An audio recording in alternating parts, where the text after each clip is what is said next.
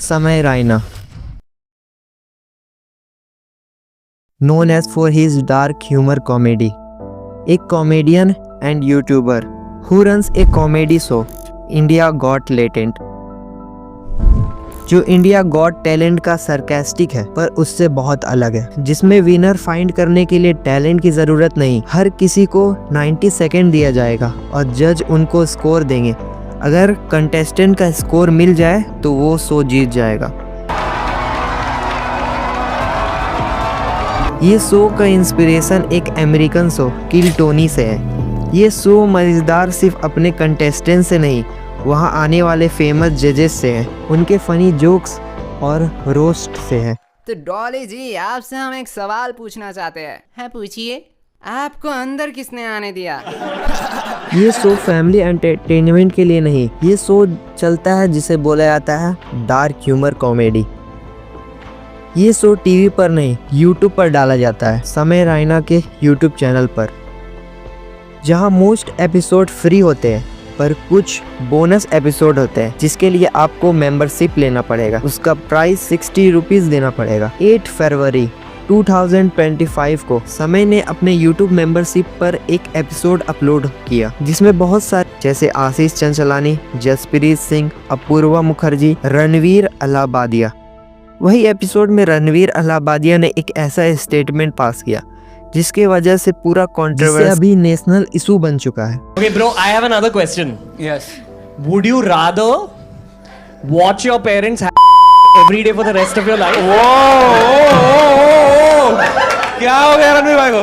Or would you join in once and stop it forever? और ये शायद original joke भी नहीं, क्योंकि 2 हफ्ता पहले एक American YouTube channel OG crew ने सेम सवाल पूछा गया। Would you rather watch your mum and dad every night for the rest of your life, or join in one time to make it stop and never have to watch it again? पर जिस वक्त रणवीर अलाहाबादिया ने joke crack किया, उसे समझ नहीं आया कि आगे वो क्या होने वाला है उनके साथ। ये जोक सिर्फ जोक ही नहीं, इतना बड़ा कंट्रोवर्सी, और ये यूट्यूब से निकल कर, ये डिजिटल से निकल कर टीवी पर और न्यूज़ पर आएगा, और इसका रिजल्ट क्या होने वाला है रणवीर अलाहाबादिया को नहीं मालूम। अलाहाबादिया पर बोले बीजेपी नेता राम कदम ने बयान दिया है और कहा है कि ये व्यक्ति मुंह पर कालिख पोतने लायक है। इतनी गंदी और घिनौनी बात कही।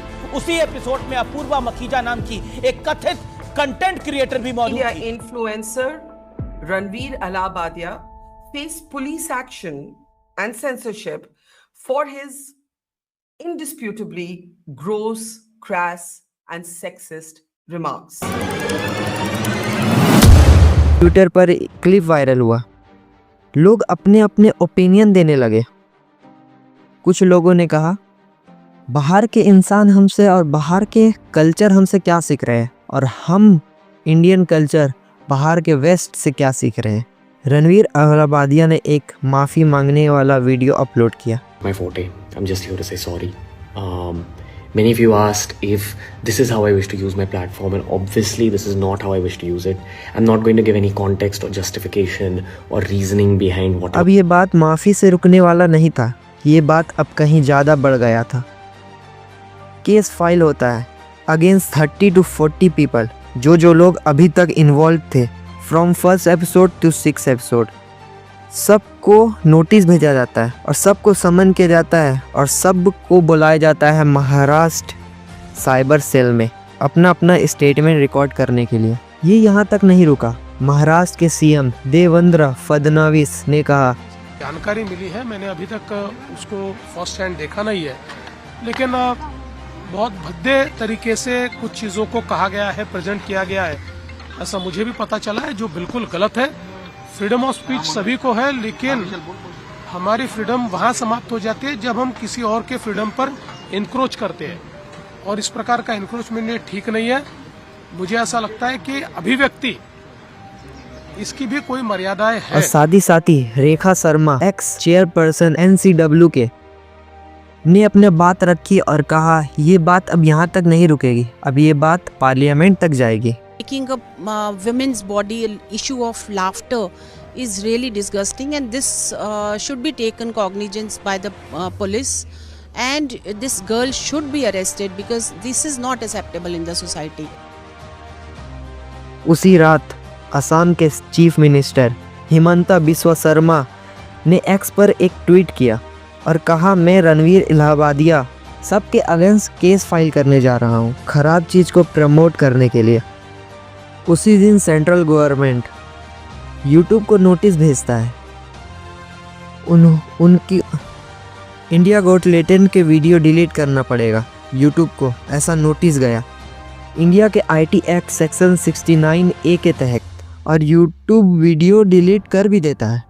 मुंबई के साइबर डिपार्टमेंट एक केस फाइल करता है, इंडिया गॉट टैलेंट के सारे एपिसोड डिलीट हो जाने चाहिए। और तभी कुछ समय बाद समय एक्स पर लिखते हैं, इतना कुछ हो रहा है, वो बहुत ज़्यादा है हैंडल करने के लिए, इसलिए वो सब और सारे एपिसोड इंडिया गॉट टैलेंट के डिलीट कर रहे हैं। खार पुलिस रणवीर इलाहाबादिया के घर जाते हैं, पर उनका घर लॉक मिलता है। अब ये छोटा मोटा केस नहीं, पूरा न्यूज़ मीडिया इसको बहुत बड़ा बना दिया है।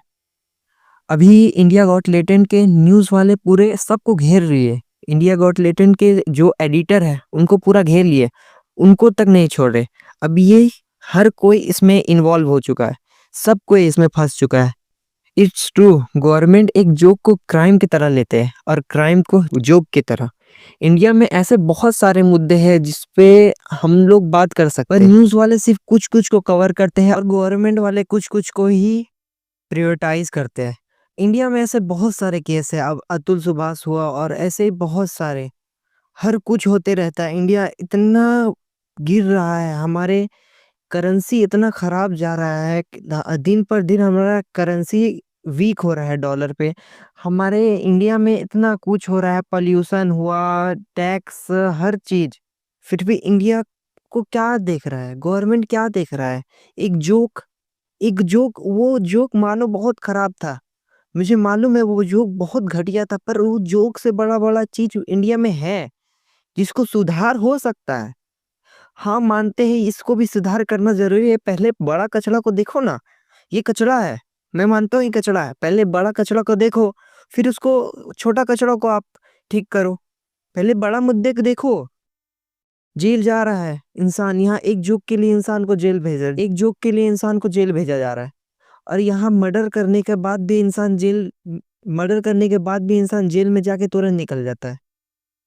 That is today, it's my opinion. मानता हूँ सबका ओपिनियन अलग अलग होता है, अब आपका ओपिनियन जो है बता दीजिएगा।